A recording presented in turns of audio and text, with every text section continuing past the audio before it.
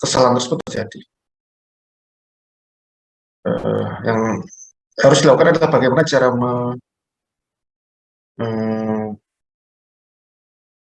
meminimalkan kesalahan tersebut dalam Anda melakukan langkah-langkah analisis. Jadi di sini bahwa semua pengukuran itu akan memiliki suatu sejumlah tertentu kesalahan. Yang harus dilakukan adalah memperkirakan besar kesalahan tersebut untuk bisa kita memvalidasi suatu hasil. Jadi hasil yang kita peroleh oke sekian, ini dengan derajat kesalahan tertentu. Jadi kesalahan tidak dapat dihilangkan sepenuhnya, meskipun kita bisa mengidentifikasi ya kesalahan itu di mana sebenarnya. Kemudian kita juga bisa menguranginya dengan melakukan teknik-teknik yang baik dan benar. Kemudian kesalahan itu bisa kita kategorikan kesalahan sistematik dan kesalahan random. Nah, kesalahan random ini yang kesalahan yang sifatnya itu alamiah ya. Jadi misalnya Anda mengambil suatu larutan sekian volume, ternyata yang Anda ambil itu tidak tepat gitu ya. Anda berusaha tepat sekali, tapi pasti ada derajat kesalahan tertentu di situ ya. Dan itu bisa berubah ya. Jadi misalnya suatu saat Anda sangat teliti dalam mengambil di saat yang lain tidak, jadi bisa berubah-ubah karena itu disebut sebagai kesalahan random. Misalnya Anda mengerjakan analisis ketika kondisi sedang fresh seperti itu, sehingga Anda dalam melakukan langkah-langkah analisis bisa melakukan dengan cermat, tapi mungkin kondisi lain misalnya Anda melakukan tidak cermat, sehingga itu bisa berubah-ubah, itu random. Sementara kalau sistematik itu umumnya sama ya, trennya sama, magnitudenya sama, asalnya sama. Jadi misalnya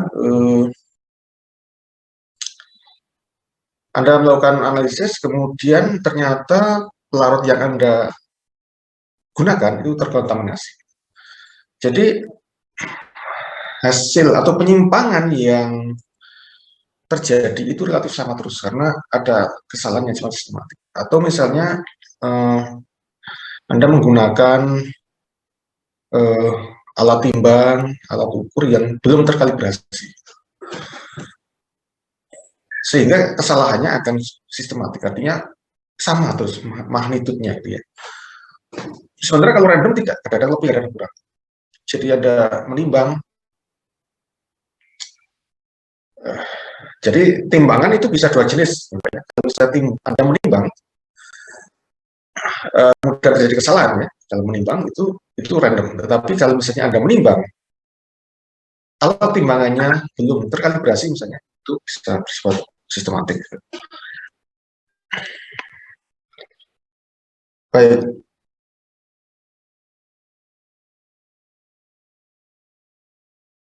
Ya ini ya, jadi kalau random error itu bersifat Gaussian ya, Gaussian. Artinya Gaussian itu, Anda ingat ya, kurva Gaussian ya, seperti lonceng itu. Jadi ketika Anda melakukan pengukuran berulang, itu pasti kalau Anda melakukan dengan benar itu, hasil terbanyak itu akan berada mendekati hasil sebenarnya di tengah itu, puncak lonceng. Tapi ada kalanya hasil yang menyimpang lebih besar, tapi umumnya akan lebih kecil ya, di kiri kanan itu. Jadi bisa ke bawah, bisa ke atas, bisa di atas nilai sebenarnya, di bawah bisa di bawah nilai sebenarnya. Jadi Gaussian. Tetapi kalau sistematik itu adalah adanya suatu bias ya, dan sifatnya tuh ke arah yang sama, sama besar atau lebih kecil. Jadi misalnya kalau tadi belangko yang terkontaminasi itu bisa cenderung hasilnya akan lebih besar dari seharusnya, lebih besar dari seharusnya. Jadi akan cenderung satu arah dan besarnya sama. Nah itu untuk yang tadi ya, kesalahan pengukuran kita akan ada suatu parameter analisis validasi metode yang namanya akurasi. Jadi akurasi adalah penyimpangan dari nilai sebenarnya. Kemudian itu kurang dari kesalahan sistematik. Kemudian ini bisa dinyatakan ya, dalam persamaan ya, bahwa akurasi itu penyimpangan dari nilai sebenarnya. Dari min itu adalah rata-rata dari pengukuran. Jadi kalau kita mengukur banyak kali itu, kemudian kita rata-rata, kita bandingkan dengan nilai sebenarnya, maka semakin besar nilai dari apa namanya selisih ya antara min dan true value, itu artinya akurasinya akan lebih akan kecil dan artinya akurasinya akan semakin besar, selisihnya itu semakin sedikit. Dan sebaliknya, semakin besar selisihnya, maka akurasinya akan semakin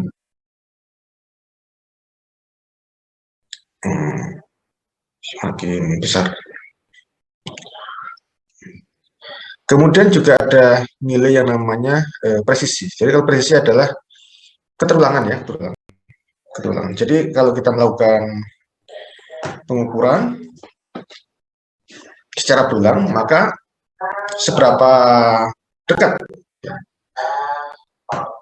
satu dengan yang lain itu maka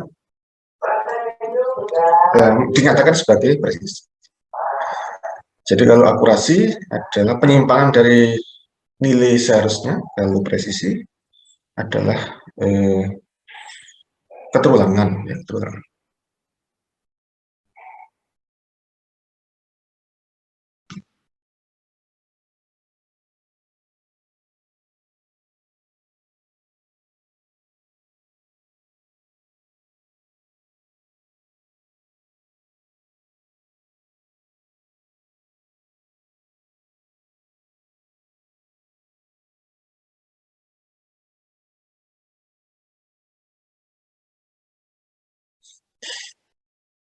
Karena itu ya di sini dinyatakan sebagai simpangan ya, simpangan bisa apa sigma bisa S ya. Ini sebenarnya istilah statistik ya. Kalau sigma itu adalah kalau kita asumsikan bahwa jumlahnya itu tidak terhingga, sehingga kita kita nyatakan sebagai sigma. Kalau S itu jika tertentu ya. Dan sebenarnya secara teknis yang kita gunakan S sebenarnya. Karena itu kalau Anda lihat di sini perbedaannya adalah pembaginya ya, N-1. Jadi ini juga apa namanya, ini pendekatan statistik ya. Jadi faktor kebebasan itu ada N-1 gitu.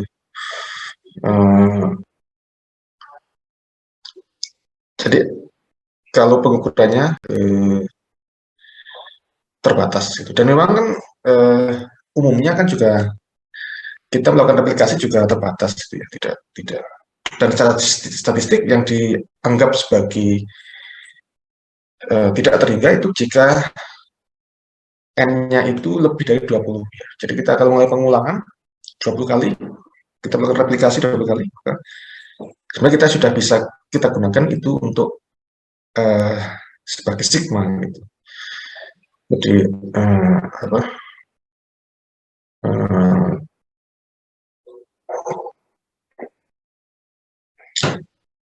Ukuran dari pengukuran pengulangan yang tidak terhingga.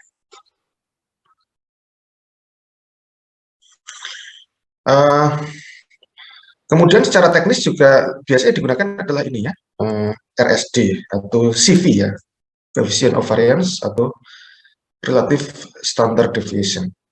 Jadi apa namanya yang digunakan adalah antara apa namanya simpangan dibagi rata, ya. Atau dibuat dalam persen, ya. Jadi persen RSD. Jadi kalau ini absolut simpangan dibagi rata, ini dikalikan 100%, ya. Dalam persen, ya, dikalikan 100% RSD. Nah,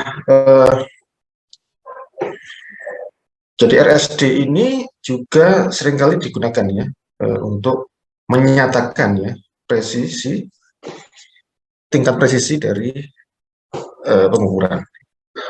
Dan umumnya persen RSD ini lebih apa ya, lebih punya kelebihan dalam pengertian bahwa karena dia persen, ya, tidak absolut, ini lebih mudah untuk membandingkan satu pengukuran dengan pengukuran yang lain. Kita tinggal bandingkan RSD, persen RSD-nya berapa persen. Dua metode kita bisa membandingkan RSD. Tapi kalau CV atau RSD itu kan dalam bentuk absolut, ya, jadi seringkali kan beda ya angkanya. Jadi bisa kecil, bisa besar, tergantung dari pengukurannya gitu, nilai yang diperoleh. Tetapi kalau persen itu kan kita langsung membandingkan pada persen. Metode A, persen RSD-nya 5%, satunya 10%, kelihatan langsung apa namanya, mana yang lebih akurat, ya.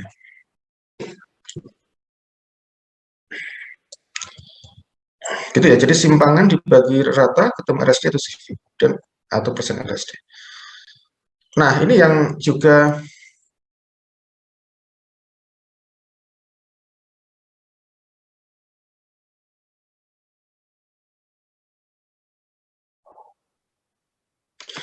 nah, ini ada salah satu yang apa ya, suatu faktor yang sangat berkaitan, ya, dengan apa, ketelitian dari suatu metode, ya. Jadi ini bahwa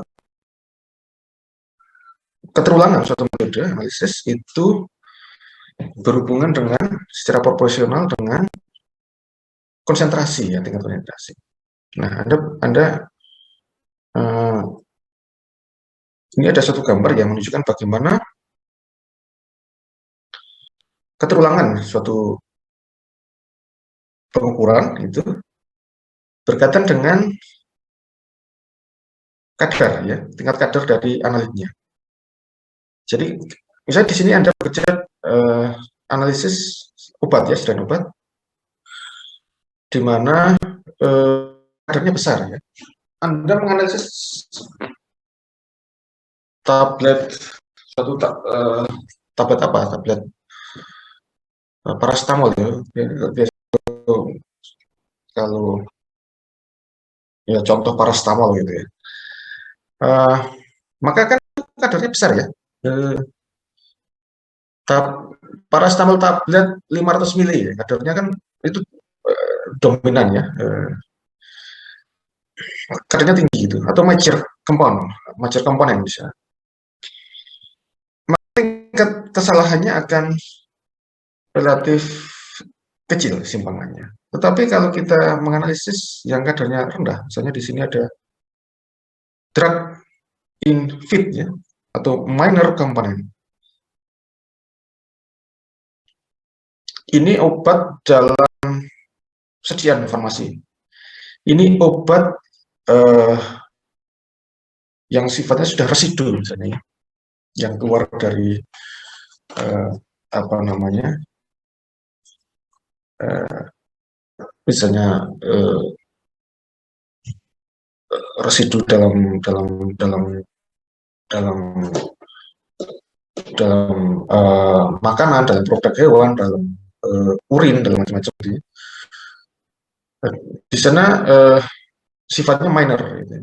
Nah, tinggal kesalahannya akan semakin besar. Analisis residu semakin trace analisis semakin besar. Jadi seperti di kurvanya gitu ya.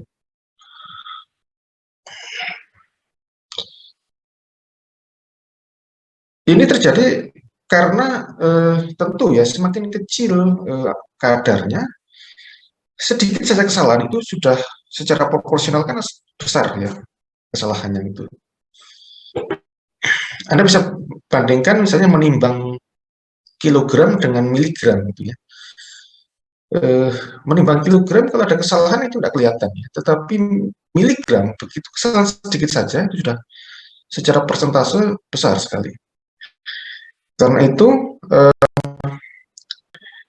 kalau Anda melakukan pengukuran eh, itu sangat menentukan. Nah, itu ada ketika melakukan analisis Anda sudah tahu nature-nya itu seperti apa. Oh, saya ini bekerja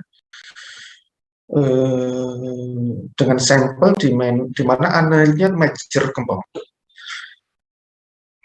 Oh, saya bekerja dengan analit yang minor compound. Di sana ada kemungkinan tadi ya kesalahan yang berbeda. Di sini relatif ya, relatif standard deviation. Artinya kita bisa bandingkan secara relatif. Karena itu juga untuk ukuran keterterimaan, Anda bisa lihat misalnya di farmakowe misalnya, keterterimaan itu ada ukurannya, misalnya 80 sampai 110 misalnya, atau 90 sampai 110.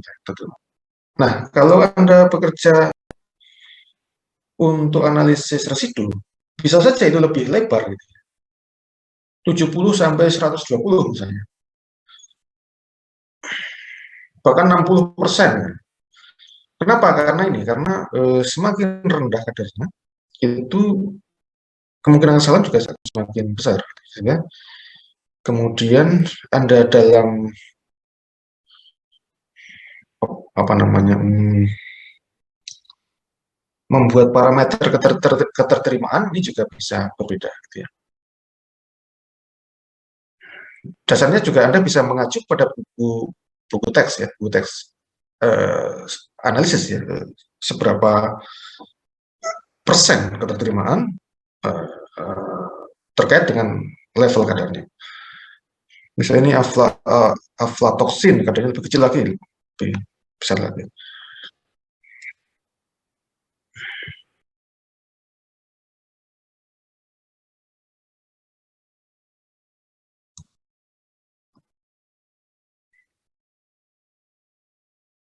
Nah, ini ada contoh apa misalnya?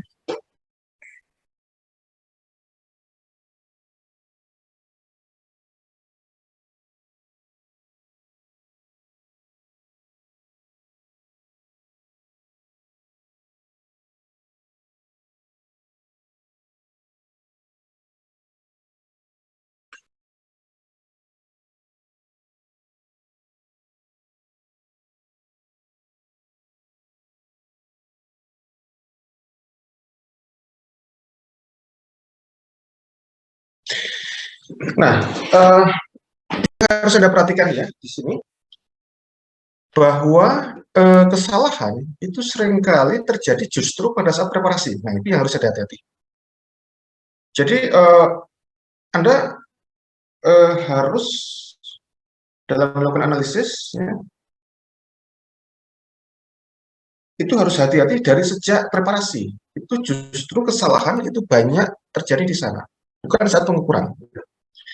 Di sini ada suatu penggambaran ya, kenapa justru pada saat preparasi itu yang banyak terjadi kesalahan. Misalnya di sini digambarkan bahwa preparasi sampel, suatu sampel itu melibatkan langkah yang panjang, kemudian melibatkan proses-proses yang bersifat manual ya, manual handling, menuntut keterampilan dari analisnya. Misalnya di sini ada ekstraksi soklet, kemudian prekonsentrasi, ada clean up gitu ya. Jadi stepnya panjang dan bahkan mungkin butuh berhari-hari gitu ya untuk mencapai analisis. Anda mempersiapkan sampel HPLC misalnya, GCMS, butuh 2-3 hari misalnya. Karena langkahnya panjang, ekstraksi pakai soklet. Bahkan sebelumnya mungkin sudah ada itu ya, Anda keringkan dulu sampelnya, kemudian Anda gerus, kemudian Anda ekstraksi pakai soklet. Dari soklet Anda clean up-nya pakai kolom. Kemudian dari soklet ke kolom masih di proses prekonsentrasi dulu, ada volumenya ada kecilkan dulu, baru kemudian Anda clean up pakai kolom. Setelah keluar dari kolom Anda keringkan lagi ya, pakai rotary misalnya. Anda bayangkan sekian panjang gitu ya langkahnya, kemudian itu semua juga handling ya. Bagaimana Anda melakukan dengan keterampilan. Kalau ada salah satu langkah yang keliru, yang kurang hati-hati, itu sudah ada kesalahan yang besar di sana. Sementara kalau analisis instrumennya itu justru malah singkat ya. Di sini digambarkan analisis HPLC, misalnya GCMS, HPLC UV misalnya, itu tinggal Anda menginjeksikan ke instrumen, sudah langsung ketemu. Jadi singkat. Jadi mungkin kesalahan di sana lebih kecil potensinya. Tetapi kesalahan selama handling itu justru yang besar karena ini langkahnya panjang, kemudian juga ada banyak proses gitu, sehingga kesalahan justru semakin besar. Nah, demikian juga nanti ya jika Anda mengembangkan metode. Dalam pengembangan metode, maka sebaiknya atau secara prinsip ya, semakin pendek langkahnya semakin baik sebenarnya. Karena itu mengurangi kesalahan. Jadi kalau Anda mengembangkan metode, satunya tiga step ya, yang perlu dikerjakan 3 hari dengan hanya 2 step dengan waktu yang lebih pendek. Berarti itu yang lebih pendek yang sebenarnya lebih dipilih ya seperti itu. Karena akan minimalkan kesalahan. Dan ya, jadi baik systematic error maupun random error itu akan terjadi atau pulangnya lebih besar ya, pada sample preparation. Jadi ya gambarannya ya, bagaimana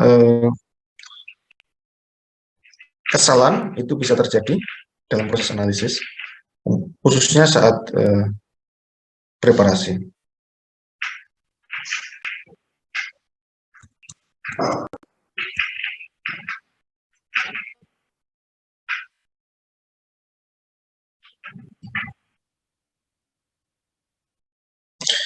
Nah, di sini ada contoh yang lain ya, misalnya ini analisis yang melibatkan proses analisis menggunakan HPLC-MS dengan preparasi menggunakan SPE misalnya, solid phase extraction cartridge. Di sini digambarkan bahwa recovery ya, recovery tadi ya, recovery itu tingkat kedekatan dengan hasil sebenarnya ya, itu 87%. Kemudian keterulangannya adalah 1-2%.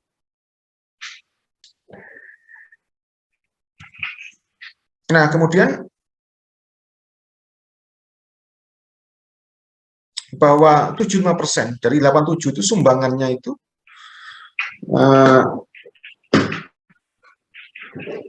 terjadi dari saat preparasi dengan SPE, sementara yang sisanya itu saat analisis. Jadi itu menunjukkan bahwa proses preparasi itu justru lebih menyumbang kesalahan dibanding saat analisis. Nah, kemudian karena di sini ya ada prinsip ya dalam pengembangan metode juga untuk meminimalkan jumlah langkah analisis. Semakin pendek itu akan semakin baik.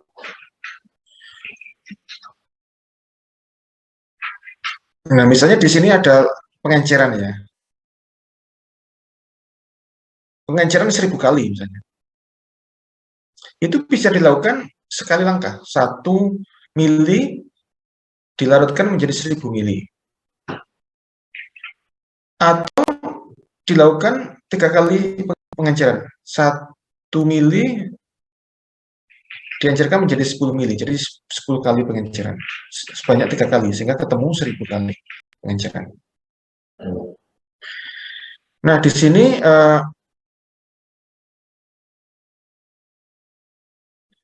3 kali pengenceran akan lebih banyak menyumbang kesalahan dibanding 1 kali pengenceran. Jadi kalau Anda melakukan pengenceran ya, Anda hitung dulu gitu ya. Mana cari langkah pengenceran yang paling singkat.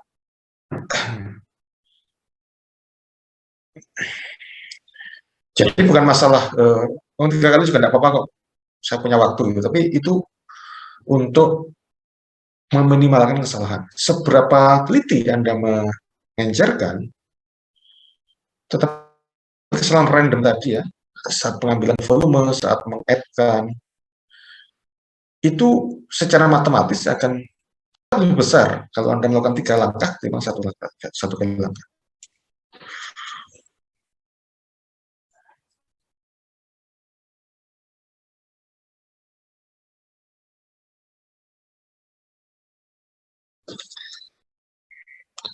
Kemudian di sini juga gunakan appropriate teknik ya, teknik yang tepat gitu. Nah, di sini tadi ya, ini figur 15 tadi, bedanya kalau pengukuran ini kalau 12 apa tadi? 12 coba saya lihat.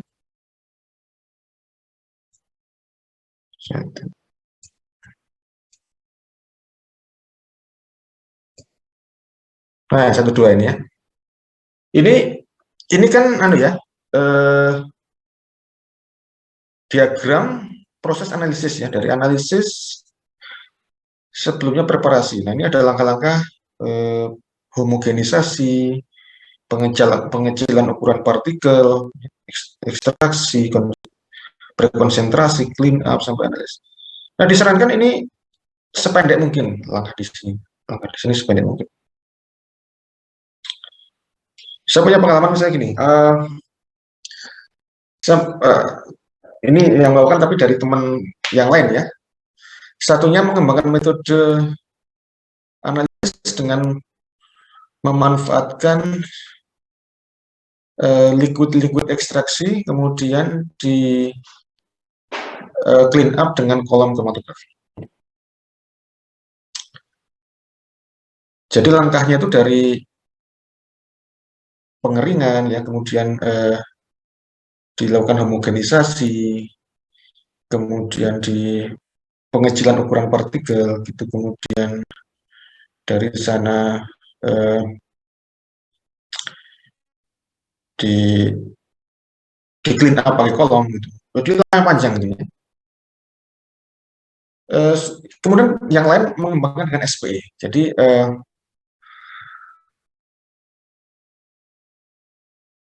diperlukan langkah yang lebih pendek gitu ya dengan SPE. Nah, itu maka sebenarnya langkah SPE itu yang akan lebih baik gitu ya, karena lebih pendek seperti itu dibanding menggunakan langkah yang panjang. Kemudian tadi ya yang contoh yang gunakan teknik yang tepat ya. Nah, ini ya tadi ya. Ini pengenceran sekali dengan pengenceran 3 kali. Maka yang ini akan lebih baik.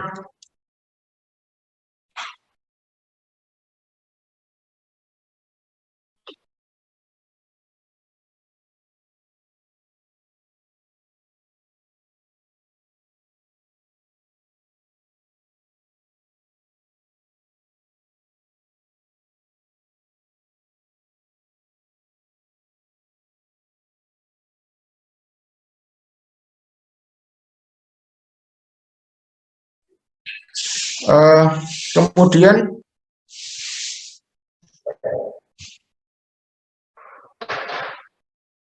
kan ya, kalau kesalahan itu semuanya rambang ya, jadi akumulatif.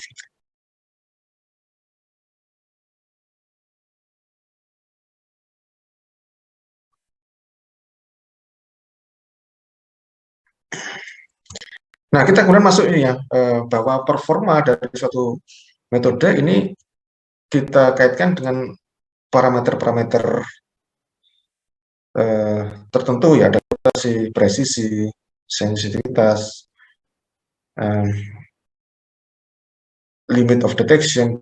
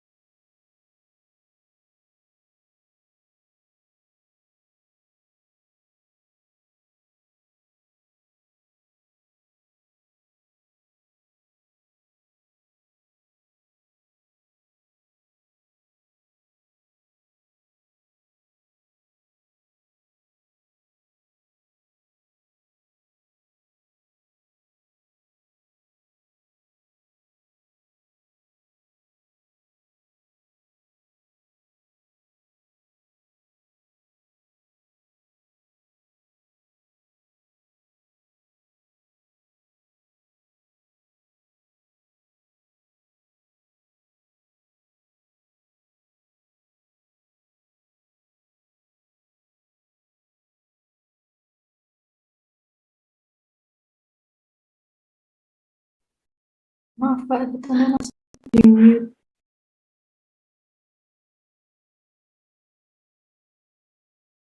Oh ya, ya maaf ya. Baik, saya ulangi.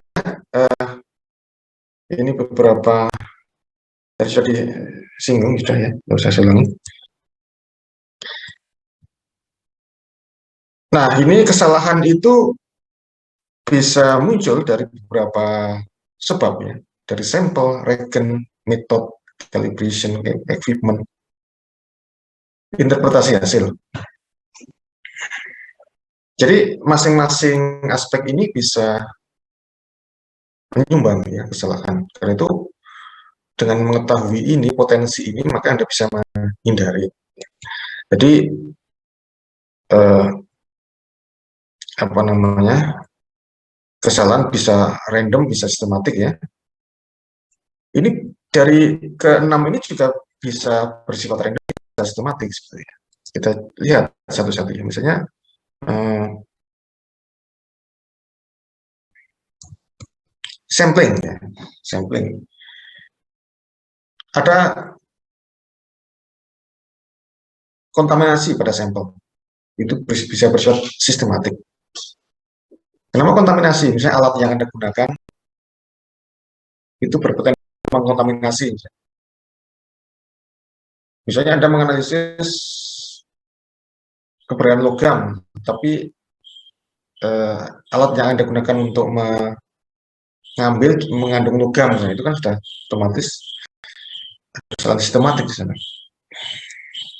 Sampel kontainer, kemarin sudah kita bahas ya, kalau logam itu sebaiknya kaca atau plastik, kalau organik itu kaca atau organik. Jadi kalau salah memilih kontainer wadah bisa juga menyebabkan menyumbang kesalahan yang sifatnya sistematik.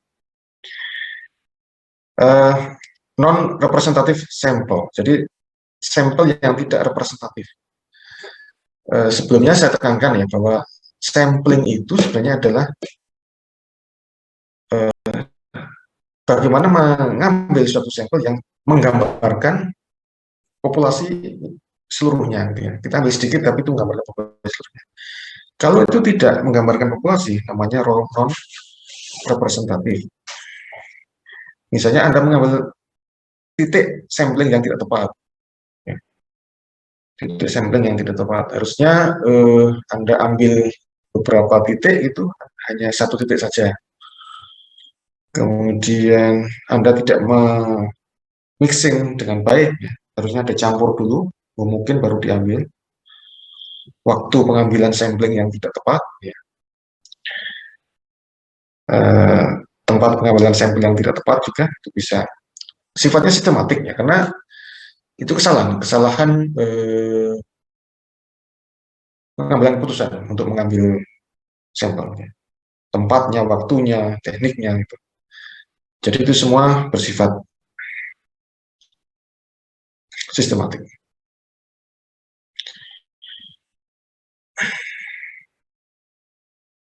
Jadi misalnya ya, Anda ingin menganalisis residu residu obat, residu farmasi di effluent atau rumah sakit misalnya. Effluent atau pembuangan limbah rumah sakit itu ternyata mengandung residu antibiotik misalnya. Anda tentu harus mengambil titik yang tepat ya. Jika limbah tersebut dibuang di sungai misalnya, maka Anda harus mengambil titik di mana titiknya harus lebih hilir ketimbang tempat pembuangannya gitu ya. Karena kan akan bergerak ke hilir ya. Kalau Anda mengambil di hulu, ya ketemu rendah gitu ya, karena salah.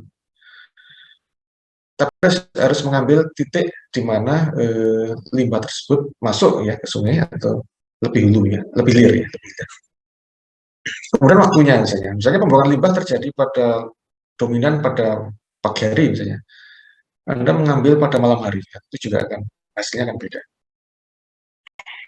Nah itu contoh kesalahan pengambilan sampel. Kemudian ini ya, pengiriman dan storage ya. Di sini ada kesalahan-kesalahan penyimpanan sampel, itu juga akan menyebabkan kesalahan ya, dan kemungkinan penguapan. Anda mengambil sampel yang volatil, yang menguap, Anda tidak, kemudian ada kontaminasi. Ya. Di sini misalnya heavy metal dari lab ya, di lab itu juga menyumbang kontaminasi, adanya kemudian penyimpanan yang pada suhu yang tidak tepat, penyimpanan pengaruh cahaya selama penyimpanan, kemudian juga analitnya itu tidak stabil, kemudian Anda tidak berusaha untuk menstabilkan ya. Teknik penyimpanan yang tidak tepat, itu semua bersifat sistematik ya, karena artinya itu bisa diperbaiki ya, dengan teknik yang tepat ya. Jadi sifatnya sistematik. Jadi suhu misalnya ya bisa dikoreksi, harusnya suhu rendah, tidak suka maka suhu rendah. Pengaruh cahaya ya, Anda tinggal tutup ya, Anda pilih kontainer yang terlindung dari cahaya.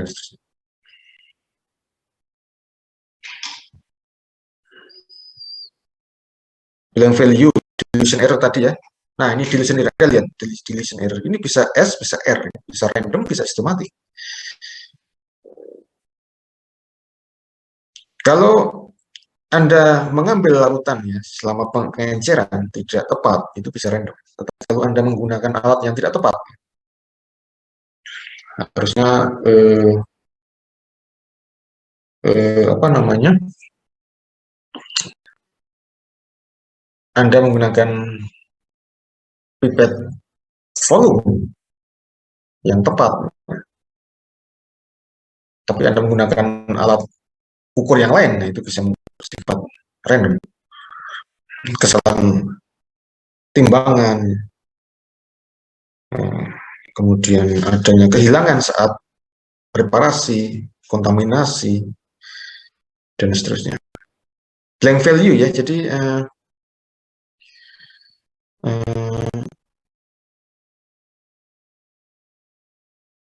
apa namanya, ini terkait dengan bagaimana Anda mendapatkan nilai apa namanya, pembanding yang bersifat blanko ya. Jadi ini nanti akan kita diskusikan juga lebih detail ya terkait jenis-jenis dari blanko. Nah, dalam preparasi ini penting untuk terkait dengan blanko.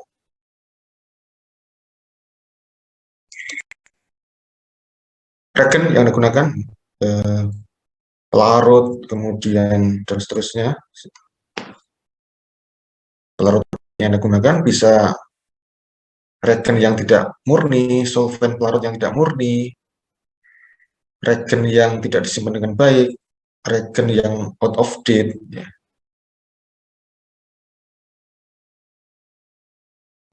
Nah, ini juga ya, regen itu juga ada kedaluarsa ya itu. Tapi bukan dengan pelarut. Kalau pelarut gimana? Pelarut itu kira-kira ada kedaluarsanya ada pelarut. Nah, Anda juga harus lihat ya nanti di kemasan itu bagaimana informasi terkait out of date dari masing-masing regen tersebut.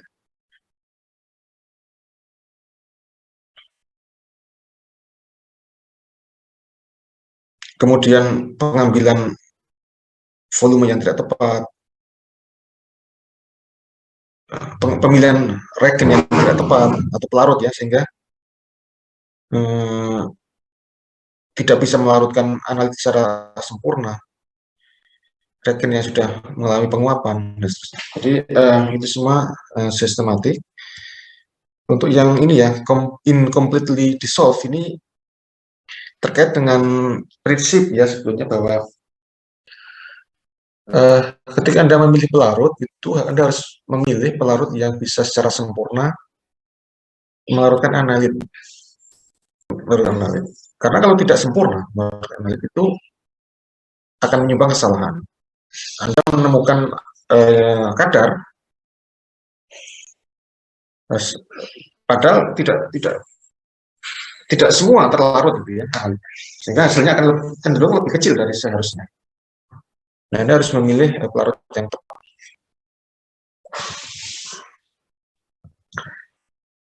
General error method.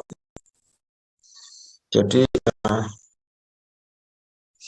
deviation from the analysis protocol. Anda menyimpang dari protokolnya ya, itu bisa menimbulkan sistematik. Perhitungan ya. Saat Anda mencampur melakukan pengenceran, penambahan ya, kesalahan aritmatik. Anda harus hati-hati ya. Jadi Anda harus dalam bekerja di lab, Anda harus harus teliti ya dalam melakukan pengenceran, mungkin dicek lagi gitu ya sebelum sudah benar enggak perhitungan yang dilakukan gitu. Sehingga tidak terjadi kesalahan aritmatik.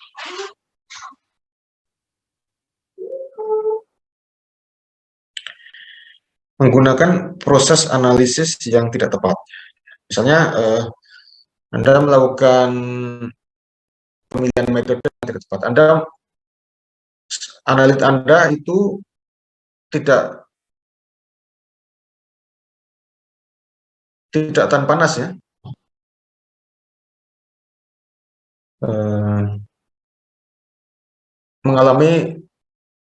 Mudah mengalami degradasi pada suhu yang tinggi.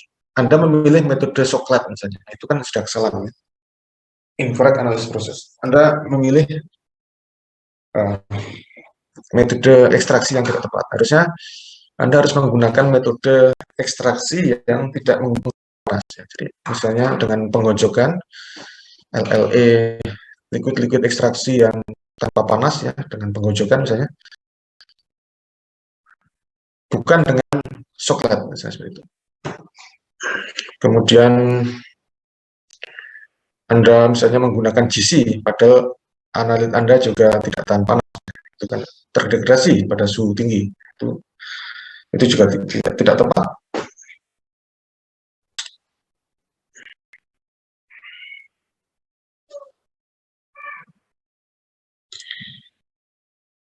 Kemudian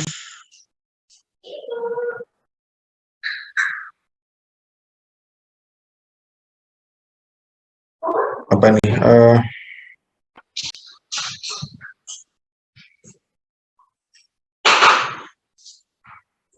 Nah, melewati ini ya, rentang yang bisa diterima ya. Yang paling mudah itu dengan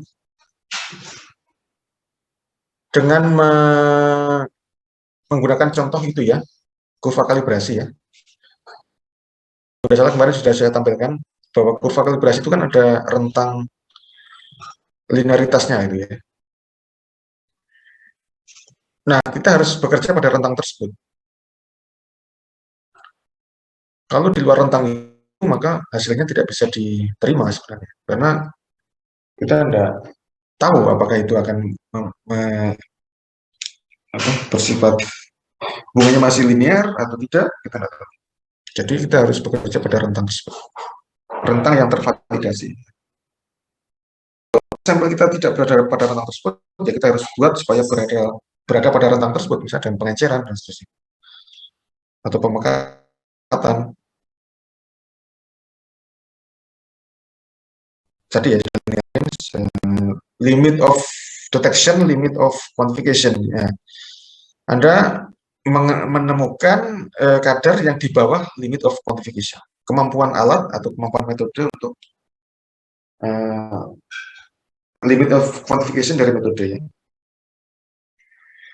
Maka itu juga tidak bisa kita terima. Anda harus buat sampel Anda ya itu berada di atas limit of quantification, misalnya dengan pemekatan misalnya.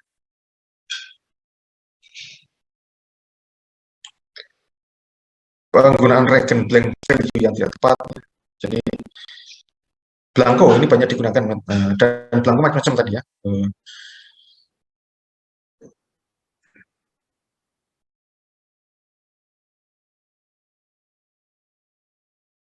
Calibration error ini bisa pengambilan volume, apa namanya, berat itu ya, timbangan ya. Ini ada sistematik, ada random.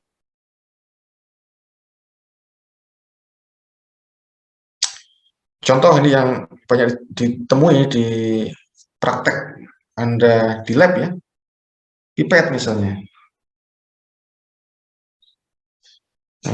Pipet yang tidak sempurna bentuknya, misalnya ujungnya sudah pecah ya, sudah patah gitu ya. Harusnya tidak digunakan karena itu akan menghasilkan volume yang tidak akurat. Itu kadang-kadang masih dipakai ya. Ujungnya sudah pecah itu ya, masih dipakai. Menggunakan pipet yang tidak tepat ukurannya, terlalu besar, karena Anda butuh hanya 10 mili, Anda gunakan pipet ukur yang besar ya, volumenya 100 mili, 50 mili, atau 20 mili, 25 ya yang besar itu ya. Anda hanya butuh 5 mili misalnya, itu kan akan menghasilkan kesalahan yang besar. Jadi Anda harus pilih pipet yang tepat ya, pipet volume misalnya. Kalau sekarang mungkin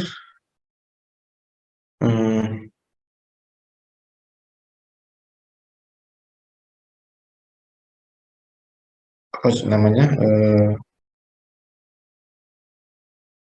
sudah dibantu dengan micropipet ya, micropipet.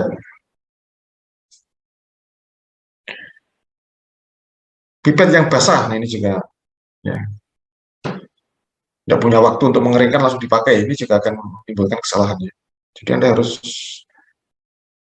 buat pipetnya kering dulu, atau Anda cuci dulu ya, Anda cuci dengan pelarut. Yang pipet yang rusak, pipet yang tidak terstandarisasi, teknik penggunaan pipet yang tidak tepat.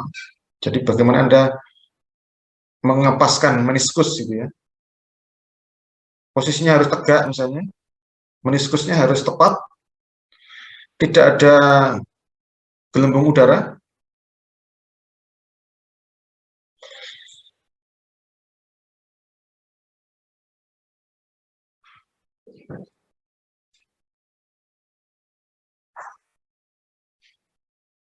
Itu prinsip-prinsip dari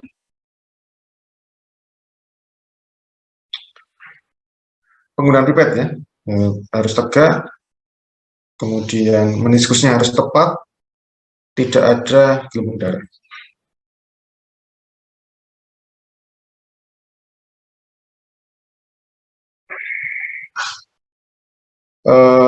Ini ya, insufficient cleaning. Jadi tidak mencuci dengan baik. Jadi kalau Anda bekerja dengan alat gelas juga harus ada dicuci, dikeringkan gitu ya. Semua itu Anda lakukan. Hasty work ya. Jadi Anda bekerja tidak teliti, tergesa-gesa.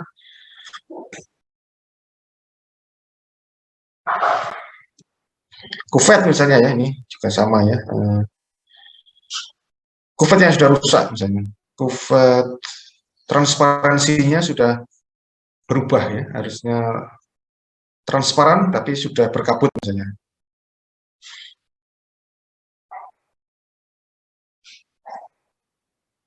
Kemudian kalau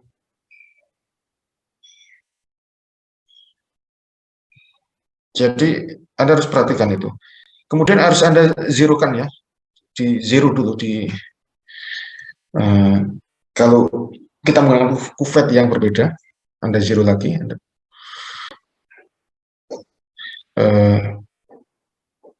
sehingga untuk mengkoreksi perbedaan antar kufet yang digunakan. Ketebalan kufet, jenis gelasnya, penempatan kufet yang tidak tepat, tidak terisi, kurang ya, volumenya kurang saat mengisi kufet, itu juga bisa menimbulkan kesalahan. Kufet yang luarnya itu basah gitu ya, Anda harus keringkan dengan tisu gitu. Kemudian kufetnya sudah ada apa, goresan gitu ya, ada kemudian juga sudah ada residu keraknya gitu, air bubble, kemudian pencucian yang tidak baik gitu ya. Nah itu semua menyebabkan kesalahan penggunaan kufet, dan Anda lihat ya, mana yang S, mana yang R, mana yang sistematik, mana yang random. Kalau kufet yang defect tadi bisa bersifat random atau sistematik.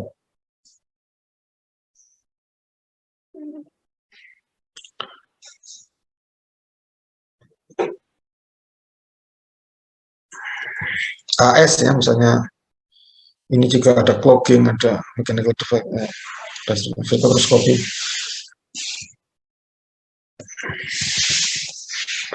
Perhitungan ya,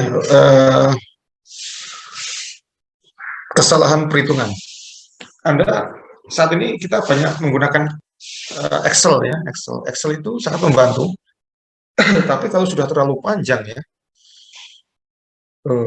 angka ini mengacu ke atasnya mengacu lagi terus sampai panjang sekali. Ada satu saja kesalahan perubahannya, itu bisa salah ke belakang seterusnya. Jadi Anda harus hati-hati, jangan sampai kesalahan perhitungan, decimal point, eh, satuan ya, ketika Anda mengubah dari satu satuan ke satuan yang lain harus benar.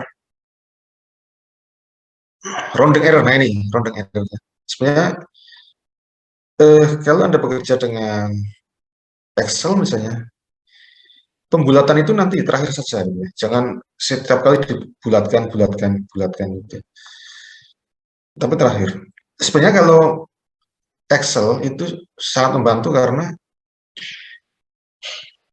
Excel akan tetap bekerja pada nilai sebenarnya ya. Walaupun di tampilan itu bisa kita buat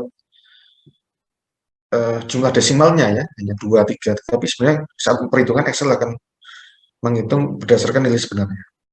Jadi pembulatan bisa kita lakukan di akhir. Ya.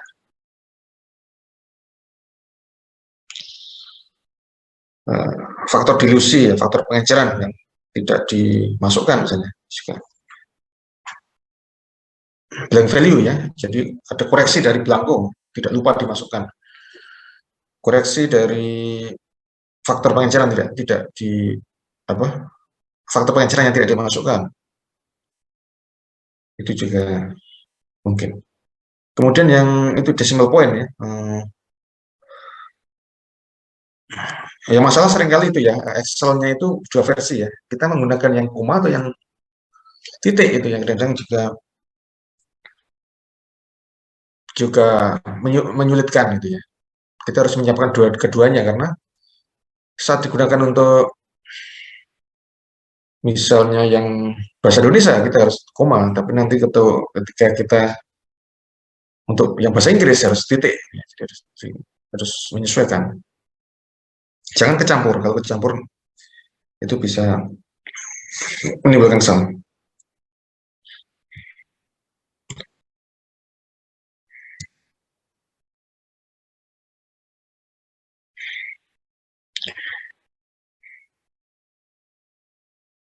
Jadi untuk yang ini ya, reporting result, bahwa dalam analisis kita harus sebenarnya harus memastikan dulu ya validitas dari metodenya. Tapi sering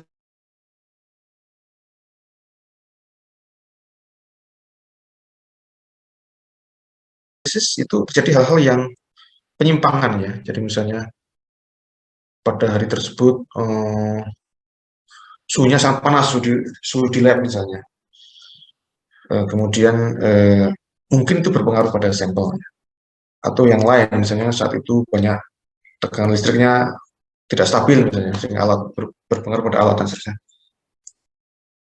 Itu bisa Anda pertimbangkan ya out of control situation tadi, untuk menjelaskan kenapa pada hari tersebut kok hasilnya memiliki simpangan yang berbeda dari hari ini.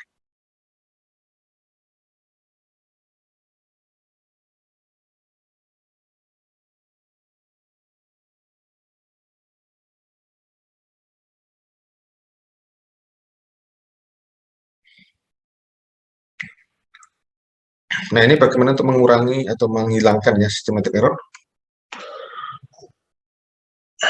Ya kita dengan mengganti faktor-faktor yang mempengaruhi tadi, misalnya kesalahannya pada pipet, kita ganti itu ya. Atau regennya, alatnya kita ganti. Kalau yang pertama ini justru yang diganti seluruhnya gitu ya, metodenya diganti. Metode yang digunakan sebelumnya kok selalu menghasilkan bias ya, hasilnya bias. Coba metode yang lain. Kemudian tentu konsekuensinya ya banyak ya, karena ganti metode tentu akan ganti alat, ganti bahan macam-macam. Nah, karena itu yang kedua ini kita hanya mengganti bagian-bagiannya ya, misalnya peralatannya, regennya. Jadi, ada kemungkinan regennya terkontaminasi, kita ganti. Oh ini alatnya alat gelasnya dan seterusnya kita ganti gitu ya.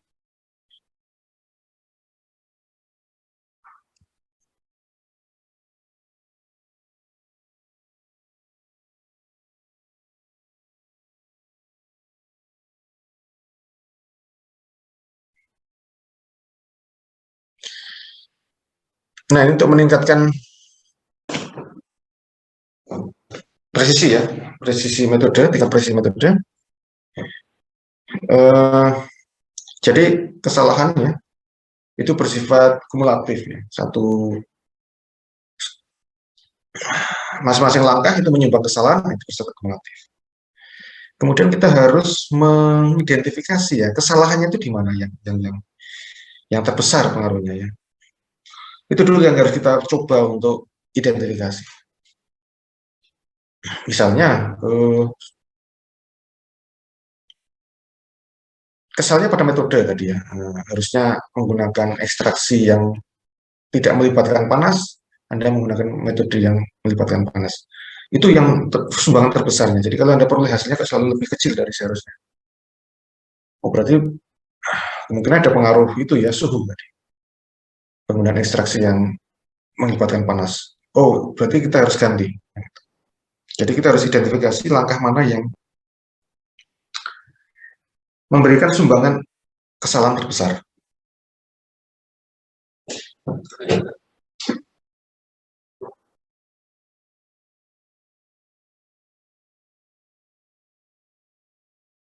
Nah, ini kalau di industri ya, jadi ada grafik kontrol bahwa pengukuran harus berada pada ini ya, daerah nilai sebenarnya ini, rata ini. Kalau kita memperoleh hasil yang di luar ini, maka ini adalah warning. Kalau ini di luar kontrol ya, di luar kontrol. Jadi kita harus bekerja pada daerah. Nah, di sini ini diambil dari kurva apa namanya in proses kontrol gitu ya. Misalnya kadar dari suatu tablet yang sedang diproduksi, maka kadar tablet tadi harus berada di sini ya. Kalau sudah melewati ini, warning region berarti harus kalau sudah melewati ini berarti ada proses yang salah ini. Ini harus dihentikan, harus dikoreksi dulu. Dan ini tadi ya Gaussian tadi ya. Jadi porsi terbesar 95% di sini akan berada di sini. Kemudian 99,7 jadi sisanya yang lebih kecil itu terjadi pada rentang ini.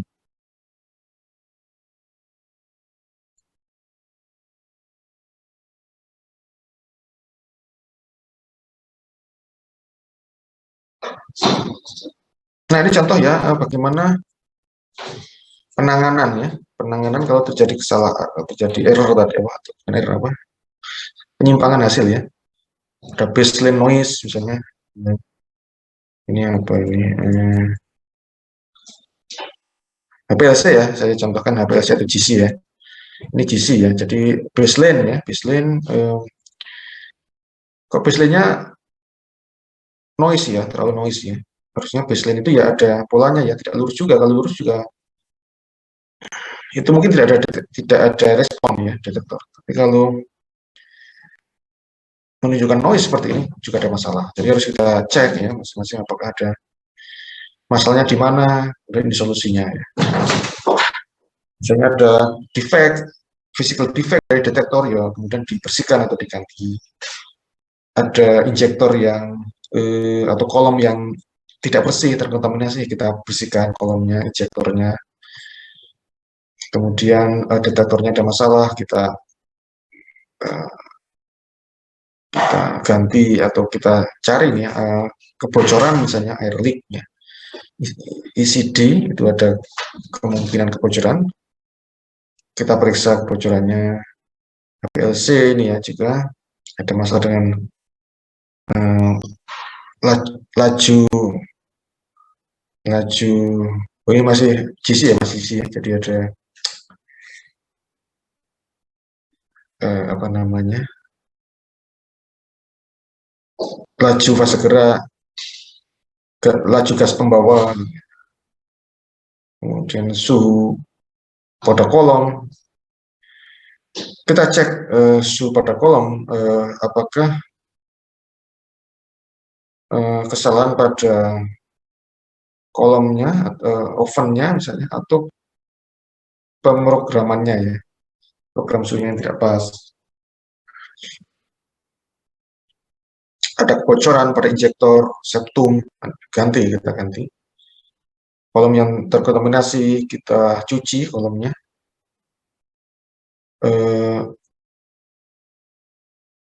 Kemudian solvent ya, solvent ini kita harus gunakan sama ya, standar dan sampel itu harus menggunakan solvent yang sama. Ini juga prinsip analisisnya. Jadi kalau Anda bekerja dengan HPLC, kromatografi, GC gitu ya, Anda harus gunakan pelarut yang sama antara sampel dan standar. Jangan beda, karena kalau beda perilakunya bisa beda ya di kolom. Jadi harus sama, harus sama.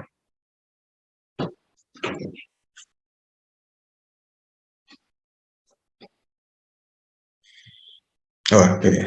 Contoh-contoh ya bagaimana kesalahan itu terjadi baik saat preparasi maupun analisis ya, dan bagaimana cara solusi. Dan saya kira kalau ini ini kelihatan rumit. Jadi sebenarnya ini menggambarkan bagaimana eh, flowchart untuk mengidentifikasi kesalahan dan kemudian cara menanganinya.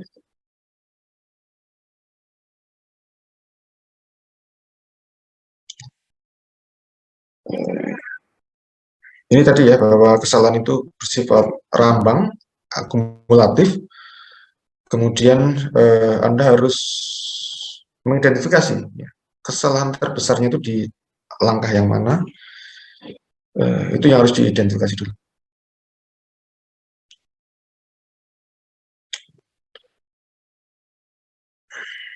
Nah, dengan demikian kalau Anda sudah menemukan ya kesalahan pengukuran, Anda bisa menghindari. Sebentar, satu lagi mungkin ya, ingin saya tambahkan.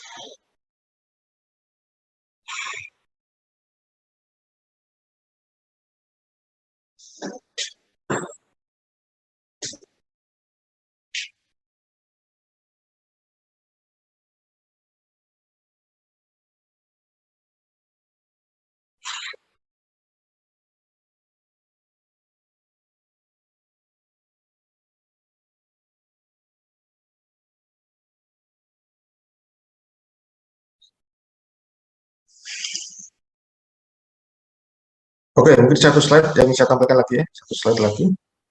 Ini terkait belangko tadi ya. Jadi sebenarnya belangko itu macam-macam ya. Nah ini biasanya yang paling dipahami kan kalau belangko pelarut ya. Tapi sebenarnya itu macam-macam sebenarnya. Instrumen ya.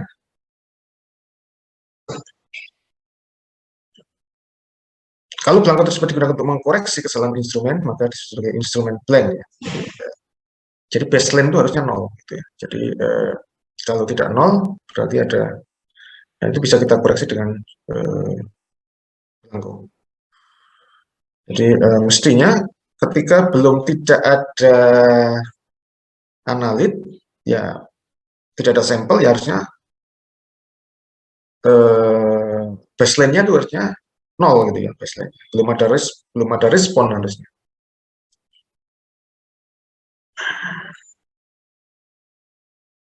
Maka itu sebagai instrumental blank. Jadi baseline dari instrumen harusnya sebelum ada sampel harusnya tidak menunjukkan adanya respon. Kemudian solvent tadi ya, solvent or calibration blank. Kalau apa namanya?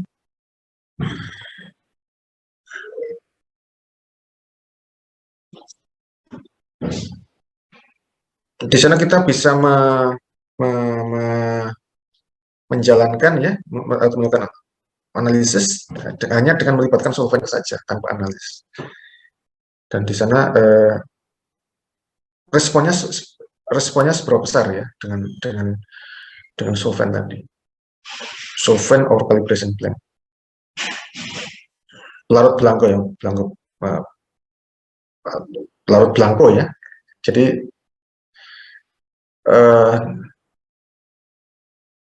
tanpa adanya sampel atau analit, responnya seperti apa alatnya. Kemudian ada method blank, ada matched metric blank, ada sampling, media, ada equipment blank. Jadi ini masing-masing ada belangko yang bisa kita gunakan untuk mengkoreksi kesalahan. Jadi misalnya kalau dari matrik, kita bisa menggunakan metric blank. Itu untuk mengkoreksi apakah ada kontaminasi selama pengambilan sampel, transportasi, dan storage. Jadi kita bandingkan analisis dengan menggunakan matriks yang mengandung metrik yang sama gitu untuk mendeteksi apakah ada kontaminasi saat pengambilan, storage, dan transportasi dari sampelnya. Caranya adalah dengan kita menggunakan sintetik ya, sintetik sampel. Kita siapkan sampel yang karakteristiknya sama, tapi secara kita siapkan secara sintetik, artinya kita bisa memastikan bahwa pada sampel buatan tersebut tidak ada analit yang ada di situ, karena kita siapkan secara terpisah ya, secara buatan. Jadi kalau misalnya pada metrik yang sama, pada sampel buatan tidak menunjukkan respon, tetapi pada ini mungkin ada kemudian kemungkinan ini adanya kontaminasi.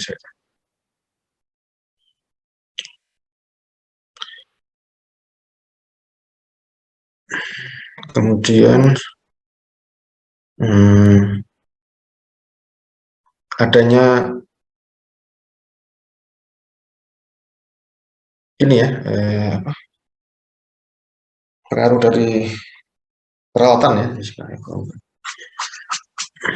Jadi ini ya, belangko sebenarnya kita gunakan untuk tadi mengkoreksi kesalahan yang itu bisa muncul dari berbagai sebab ya. Jadi misalnya dari instrumennya, dari pelarutnya, dari metodenya, dari kontaminasi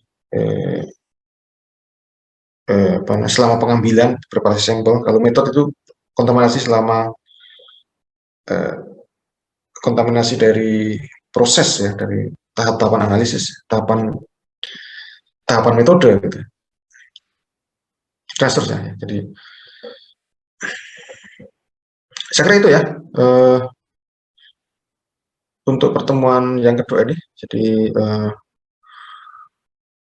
terkait dengan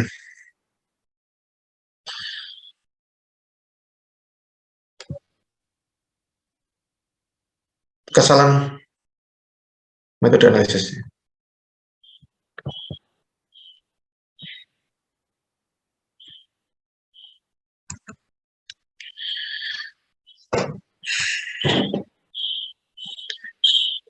Baik, mungkin ada pertanyaan sebelum saya tutup ya.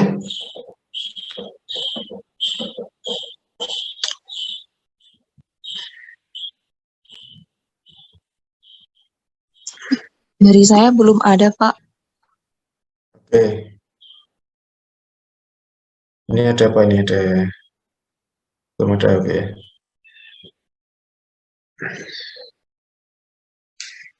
Baik, sebelum saya tutup, saya ingatkan ya untuk tidak lupa presensi OCW kemarin masih ada 2 ya yang lupa ya. Nah, jangan lupa lagi, ini saya buka sampai jam 21.15 kalau misalnya. Jadi silakan, masih ada waktu untuk presensi. Baik, mungkin untuk pertemuan hari ini bisa saya tutup, saya akhiri ya. Sampai jumpa minggu depan. Terima kasih. Wassalamualaikum warahmatullahi wabarakatuh. Waalaikumsalam warahmatullahi wabarakatuh. Terima kasih. Ya, ya.